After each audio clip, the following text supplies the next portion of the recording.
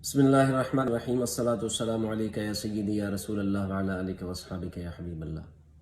बीमारियुनि जो थियणु, तकलीफ़ुनि जो अचणु हिकिड़ो फितरी अमल आहे जेको इंसान ते ईंदो रहंदो आहे। अल्लाह तबारक व तआला इंसान ते इहो लाज़िम कयो आहे ऐं इस्लाम बि मुस्लमान खे इहो पैगाम ॾिनो आहे त अहिड़े ॾुखियनि वक़्तनि में अल्लाह जी तरफ़ रुजू बि करे ऐं उन सां गॾोगॾु असबाब उन्हनि खे बि वठे।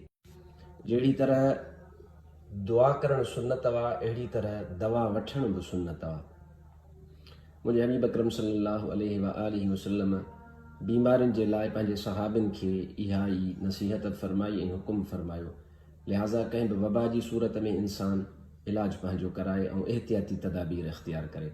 न को रुगो असबाबनि ते भाड़बो, न ई रुगो दुआउनि ते भाड़बो, बल्कि ॿई कम कबा जेके इस्लाम जो मोतदिल हुकुम आहे।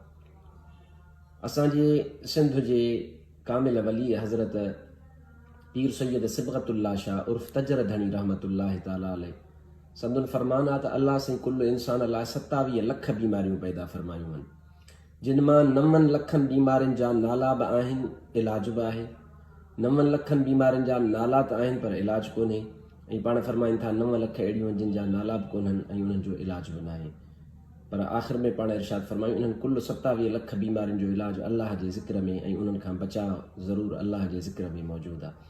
लिहाज़ा हिन वक़्तु जेका वबा मुल्क में अची रही आहे या अची चुकी आहे, अल्लाह साईं उन खां सभिनीनि खे पनाह अता फरमाए ऐं उहे बेवकूफ़ अकुल जेके अहिड़े वक़्त में इन्हनि बीमारियुनि खे बुनियादु बणाए करे इस्लाम, बुज़ुर्गान दीन, वलीअनि, पीरनि फ़क़ीरनि ते ठठोल कनि था, उन्हनि खां एतिरो सुवालु करे सघिजे थो त जॾहिं तव्हां उन्हनि पीरनि जी पीरी, बुज़ुर्गनि जी बुज़ुर्गी, वलीअनि जी विलायत तस्लीम ई नथा कयो त तव्हांजी ठठोल बि कान थी ठहे। छा बीमारियुनि जे वक़्त में साइंस ते ठठोल करे सघिजे थी त इलाज हींअर थी दस्तियाबु न थियो आहे? न, पर ही हिकिड़ा उहे बीमार ज़हन आहिनि जेके को बि मौक़ियो पंहिंजे हथ खां ज़ाया न कंदा आहिनि ऐं इस्लाम ते ठठोल कंदा आहिनि। अल्लाह साईं तव्हां असां सभिनीनि खे इन ठठोल खां पनाह अता फरमाए, औलिया इकराम ऐं इस्लाम जी तालीमात जे मुताबिक़ दवा ऐं दुआ ॿिन्ही ते अमल करण जी तौफ़ीक़ नसीब फरमाए। अल्लाह ताला तव्हां असां सभिनीनि खे इस्लाम जी मोहब्बत अता फरमाए। वमा तौफ़ीक़ी इल्ला बिल्लाह व आख़िरु दअवाना अनिल हम्दुलिल्लाहि रब्बिल आलमीन।